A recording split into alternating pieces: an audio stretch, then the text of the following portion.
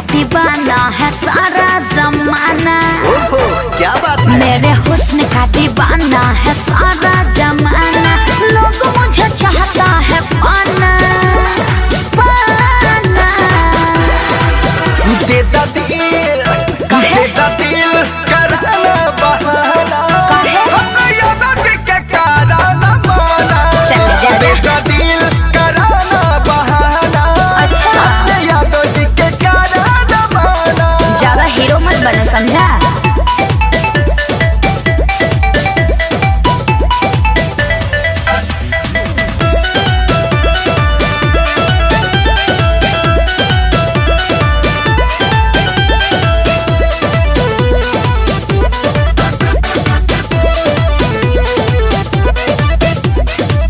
Love के ढोज ले ला खुश होके लिख दिए खत खरिहानी।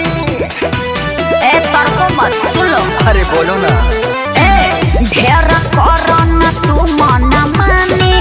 छोड़ती है यादव जी पानी बाड़े कितना उनके जैसन दीवाना दीवाना समझा।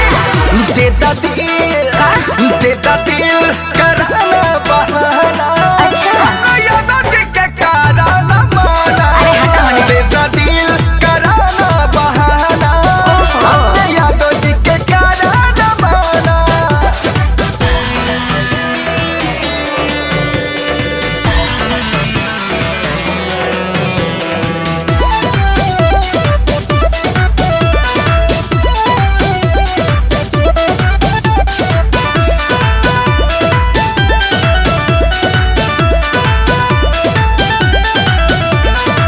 थोड़ी देखा के लाल चावा तारू लगा करू पर उठावा तारू।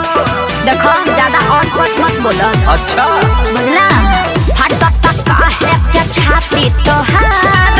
सबके देखाई हम ढोरी हाँ हमार। माही हिला जाए सारा समियाना समियाना। अरे हिला कर रखा। देता दिल कराना बहाना। यादों के कराना बहाना। देता दिल कराना बहाना। अच्छा यादों के कराना बहाना। मेरे हुस्न का दीवाना है सारा जमाना। मेरे हुस्न का दीवाना है सारा जमाना। लोग मुझे चाहता है पाना पाना। देता दिल कराना बहाना।